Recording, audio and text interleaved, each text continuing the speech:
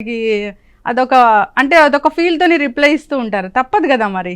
మేము ఎలాంటి సెటైర్లు వేసినా సరే మేము ఒకటే రిప్లై ఇస్తాం, ఎందుకంటే మేము జెన్యున్ గా ఉన్నాం, జెన్యున్ రిప్లైస్ మాత్రమే ఇస్తాం. ఎస్, వ్యాలంటైన్స్ డే శుభాకాంక్షలు మీకు. Thank you so much. Happy Valentine's day everybody.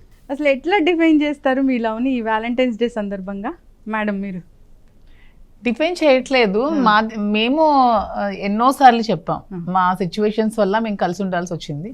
మేము కలిసి ఉన్న తర్వాత మా మధ్యన లవ్ అనేది, బాండింగ్ అనేది అది డెవలప్ అవుతూ వచ్చింది.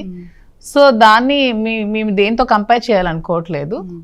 సో మా లవ్ అనేది 100% ప్యూర్, ఎవరితో కంపేర్ చేయడానికి లేదు. అన్నిటికంటే ఎక్కువైంది మా లవ్ అని నేనైతే అనుకుంటున్నాను. దీంతో ఫస్ట్ వ్యాలంటైన్స్ డే కదా ఇది?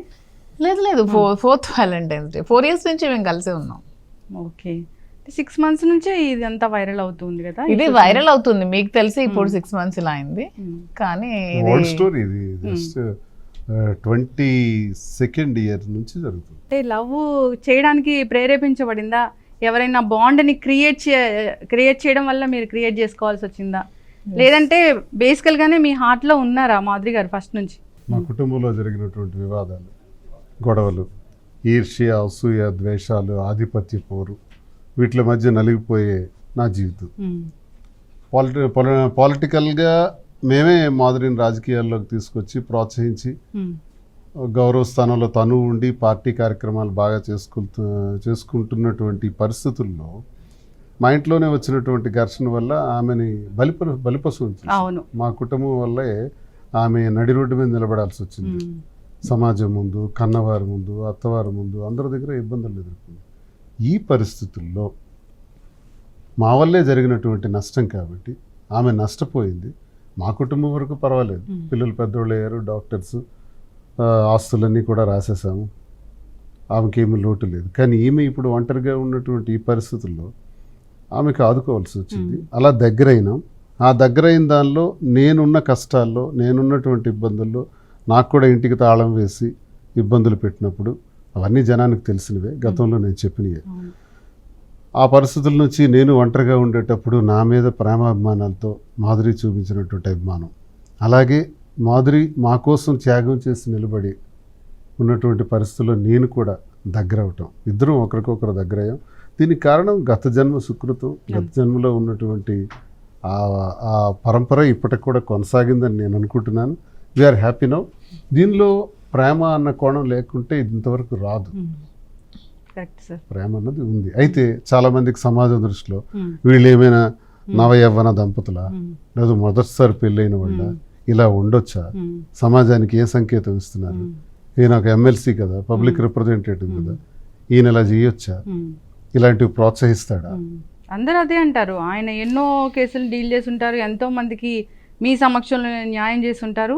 సో చాలా మంది వచ్చారు. వచ్చేటప్పుడు భార్యాభర్తలు గొడవలు పడేటప్పుడు అవి రాజీ చేసిన గొడవలు చాలా ఉన్నాయి. రాజీ చేసి మళ్ళీ వాళ్ళని సంతోషంగా ఇంటికి పంపించి, వాళ్ళకి ఆర్థిక పరిస్థితి ఇబ్బందులు ఉంటే ఆర్థికంగా నేను సపోర్ట్ చేసి కూడా నిలబడిన సందర్భాలు ఉన్నాయి. ఇన్ని చేసిన నాకే ఒక అగ్ని పరీక్ష వచ్చింది. అప్పుడు ఏం చేయాలి? ఈ పరిస్థితుల్లో కుటుంబ వ్యవహారాలన్నీ ఎలాగో మీకు తెలుసును కాబట్టి, ప్రజలకు కూడా తెలుసు, 2 రాష్ట్రాల్లో ఈ గొడవ ఎప్పటి నుంచో మాకు ఆధిపత్య పోరంటే రాజకీయంగా నాకన్నా తనుండాలని అనుకోవటం వాణి, ఈ గొడవల మధ్య మేము ఎప్పుడు నలిగిపోయాం. అయినప్పటికీ నేను త్యాగం చేసి ఆమెకే 2 సార్లు టికెట్ విడిచిపెట్టేయటం కూడా జరిగింది. అయినా అర్థం చేసుకోలేదు, గొడవలు ఎక్కువైనాయి, రచ్చకెక్కి పబ్లిక్లోకి వచ్చినాయి, అధిష్టానం వరకు వచ్చాయి, సమాజం ముందు, కార్యకర్తల ముందు ఈ ఇబ్బందులన్నీ నడిచాయి. పొలిటికల్ కెరీర్ మీద మీకు పర్సనల్ ఇష్యూస్కి పొలిటికల్కి సంబంధం ఉంటుందండి. ఒక ప్రోటోకాల్ అనేది ఉంటుందిగా? ఉండొచ్చు, ప్రోటోకాల్ ఉండొచ్చు. ప్రోటోకాల్ ఉన్నంత మాత్రాన వ్యక్తిగత జీవితంలో ఉన్న సమస్యలకి దానికి రిలేషన్ ఉంటుంది. మా వ్యక్తిగత జీవితాలని మేము రహస్యంగా ఉంచాల, ఓపెన్గా చెప్పాం ప్రజలకి. ఇప్పుడు ఎప్పుడైనా పొలిటికల్ లైఫ్కి డ్యామేజ్ ఏదంటే అవినీతి చేసిన, అక్రమాలు చేసిన, భూదందాలు చేసిన, అధికార దుర్వినియోగం చేసిన, లేదా దేశ విద్రోహకరమైనటువంటి కార్యక్రమాలు ఏవైనా చేస్తే, లేదు పార్టీలు మార్చి పార్టీకి ద్రోహం చేసిన, ఇలాంటివి చెడ్డ పేరు వస్తాయి. చెడ్డ పేరు వచ్చే లక్షణాలు, పరిస్థితులు ఏంటంటే ఒక రాజకీయ నాయకుడికి ఇవి. అంతేగాని వ్యక్తిగత విషయాలు, మా వ్యక్తిగత విషయాలను మేము అలా అని రహస్యంగా కూడా ఉంచాలి. ప్రజలందరికీ తెలియాలి కాబట్టి, ప్రజా జీవితంలో ఉన్నాం కాబట్టి వాళ్ళకి వాస్తవాలు తెలియజేద్దామని క్రిస్టల్ క్లియర్గా నేను చెప్పాను. మాధురి ఎవరో నాకు తెలియదు అంటే క్లోజ్, శ్రీనివాస్ ఎవరో నాకు తెలియదు అంటే మాధురి కూడా క్లోజ్. అందరు చేసేది బయట ఎన్నో, అందరు చేసేది ఇదే, మేము అలా ఉంచలా. నేను ట్రాన్స్పరెంట్గా చెప్పాను జనానికి. ఎప్పుడైనా నాకు జనం మీద, ప్రజల మీద ఉన్నటువంటి నమ్మకం ఏంటంటే 25 సంవత్సరాల నా రాజకీయ అనుభవంలో ప్రజలకి వాస్తవాలు తెలియజేస్తే తప్పకుండా వాళ్ళు క్షమిస్తారు, తప్పకుండా వాళ్ళు అర్థం చేసుకుంటారు, తప్పకుండా ఒక స్థానంలో మనం కూర్చోబెట్టగలుగుతాం. ఎలాంటి కామెంట్స్ వింటున్నారు సార్ బయట వెళ్ళినప్పుడు మీ నియోజకవర్గంలో? మీరు మా నియోజకవర్గం అయితే ఈ గొడవ అంతా అందరికీ తెలిసిందే, ప్రతి ఒక్కరికి అర్థమైనటువంటి విషయమే. నియోజకవర్గం లేదేం కొత్త సబ్జెక్ట్ కాదు. రాష్ట్ర ప్రజలకి రచ్చకెక్కిన తర్వాత అర్థమైంది, ఆ తర్వాత వివరించాల్సిన అవసరం వచ్చింది. మా నియోజకవర్గంలో తెలిసిన విషయం కాబట్టి నేను ఎమ్మెల్యేగా పోటీ చేస్తే నాకు 73,000 ఓట్లు వచ్చాయి. మరి నా మీద పోటీ చేసినటువంటి అచ్చెన్నాయుడికి 30,000 తేడా వచ్చింది, 30,000 మెజారిటీ వచ్చింది. మరి అచ్చెన్నాయుడు 70,000 మెజారిటీ నాకు వస్తుంది, రాష్ట్రంలో రాష్ట్ర పార్టీ అధ్యక్షుడిగా హైయెస్ట్ మెజారిటీ నాదే అని విర్రవీగాడు. మరి అచ్చెన్నాయుడి కన్నా చిన్న పిల్లలు 15 రోజుల ముందు వచ్చి నామినేషన్ వేసేవాళ్ళు కూడా కూటమి ప్రభుత్వంలో 60,000, 70,000, 50,000 మెజారిటీతో గెలిచారు. అచ్చెన్నాయుడికి ఎందుకు 30,000 వచ్చింది? నాకెందుకు 73,000 ఓట్లు వచ్చి? నిజంగా అచ్చెన్నాయుడికి మెజారిటీ వచ్చి ఉంటే, అంటే నా మీద ప్రజలు వ్యతిరేకించుంటే అతనికి 70,000-80,000 వచ్చి ఉండేది. చాలా తక్కువ ఓట్ల శాతంతో రాష్ట్ర పార్టీ అధ్యక్షుడు నా మీద ఒక రకంగా నైతిక విజయం నాదే. ఎప్పుడు నేను 3,000తోనే పోయాను వాళ్ళ మీద. ఎంపీగా కూడా 3,100 ఓట్ల తేడాతో ఓడిపోయాను. ప్రజలు ఎప్పటికీ తెలుసు కాబట్టి వాళ్ళు గౌరవించారు. మాకెప్పుడు మా టెక్కల్ నియోజకవర్గ ప్రజలు మాకు ఇది రాలేదు. నా గురించి పూర్తిగా వాళ్ళకి తెలుసు. రాష్ట్ర ప్రజలకు కూడా ఇప్పుడు క్లారిటీగా మన విషయాన్ని తెలియజేసాం. మేము తెలియజేసిన దానిలో స్పష్టంగా మేము ఉన్నాం. మేము కొన్ని పరిస్థితుల రీత్యా, కొన్ని ప్రభావాల రీత్యా మేము కలిసినటువంటి మేము ఈ నిర్ణయం తీసుకున్నాం. ఈ నిర్ణయంలో కొన్ని బాధ్యతలు కూడా మాకు ఉన్నాయి. ఆ బాధ్యతలు ఏంటంటే, ఒకటి పిల్లలు, మా మీద ఆధారపడినటువంటి పిల్లలు 5 ఉన్నారు. వాళ్ళకి నష్టం జరగకూడదు. వాళ్ళకి సమాజంలో కానీ, సంఘంలో కానీ, వాళ్ళ చదువుల పట్ల కానీ, వాళ్ళ జీవితం కానీ, వాళ్ళ ఆర్థిక విధానాలు కానీ, ఇవన్నీ కూడా సరిచేయవలసినటువంటి పరిస్థితి మాకుంది. చాలామంది విమర్శకులు అనుకోవచ్చు, పిల్లల్ని విడిచిపెట్టేశాడు, ఈమెమో భర్తను విడిచిపెట్టేసింది, శ్రీనేమో పిల్లల్ని విడిచిపెట్టేశాడు, వీడిప్పుడు ఈ వ్యాలంటైన్స్ డేలు అవసరమా, ఇదంతా ఈ వయసులో వీళ్ళకి ఇది అవసరమా? మా పరిస్థితులన్నీ ఎక్స్ప్లెయిన్ చేసి పిల్లల్ని ఏ నష్టం లేకుండా చూసుకోవాల్సిన బాధ్యత కూడా తీసుకుంటున్నాం. అది మా బాధ్యత. అంతేకాక ప్రజా జీవితం కూడా ఉంది. ప్రజా జీవితంలో కూడా మనం నమ్ముకున్న ప్రజలు, కార్యకర్తలు, అభిమానులు అందరికి కూడా అండగా నిలబడాలని ఒక స్ట్రాంగ్ డెసిషన్ తీసుకొని ఈ నిర్ణయాలని చేస్తాం. కానీ మాధురి గారు అంటే ఆ గుండె ధైర్యం ఏంటో, అసలు ఇన్ని విమర్శలు ఎదుర్కొంటున్నా కానీ ఎక్కడ తొణకరు మీరు. అసలు ప్రతిదానికి సమాధానం ఇచ్చి పడేస్తారు అంతే. మనం పర్ఫెక్ట్గా ఉన్నప్పుడు ఎందుకు ఎవరికి భయపడాలి? మేము పర్ఫెక్ట్గా ఉన్నాం. మేము కూడా ట్రాన్స్పరెంట్గా ఇది అని అందరికీ చెప్పాల్సిన అవసరం లేకపోయినా కూడా చెప్పాం. అవును. సో ఎవరికి భయపడాల్సిన అవసరం అయితే లేదు. అసలు ఫస్ట్ సార్ చూసినప్పుడు అసలు ఏమనుకున్నారు? మీ మైండ్లో, మీ మనసులో ఉన్న ఫీలింగ్ ఏంటి అసలు? అప్పటికి ఒక మంచి పొలిటీషియన్, అందరికి ఒక ఫ్యాన్ లాగా. సో చూడగానే అంతకు ముందు వినేవాళ్ళం, కానీ నేను ఎప్పుడు కలవలేదు. నేను బిజినెస్ లో బిజీగా ఉండేదాన్ని. కొద్ది రోజులు ఫారెన్ లో ఉన్నాను. వచ్చిన తర్వాత వినేదాన్ని. వీళ్ళు ఇన్వైట్ చేసినప్పుడు నాకు కూడా జగన్మోహన్ రెడ్డి గారు అంటే చాలా ఇష్టం.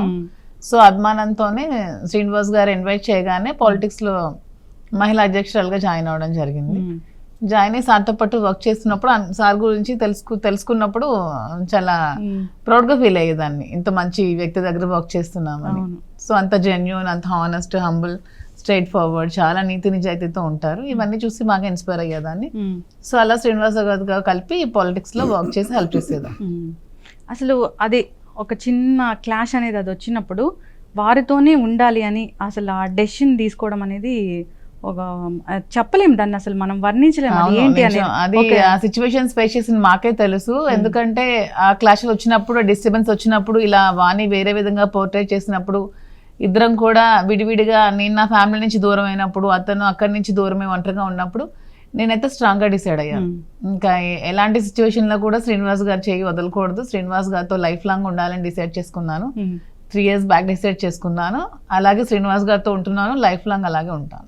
బాగా చూసుకుంటున్నారా మరి? నేను బాగా చూసుకుంటున్నా లేదో శ్రీనివాస్ గారు చెప్పాలి. మిమ్మల్ని బాగా చూసుకుంటున్నారా? నన్నైతే చాలా బాగా చూసుకుంటారు. చిన్న పిల్లలాగా, కంటికి రెప్పలా కాపాడుకుంటారు.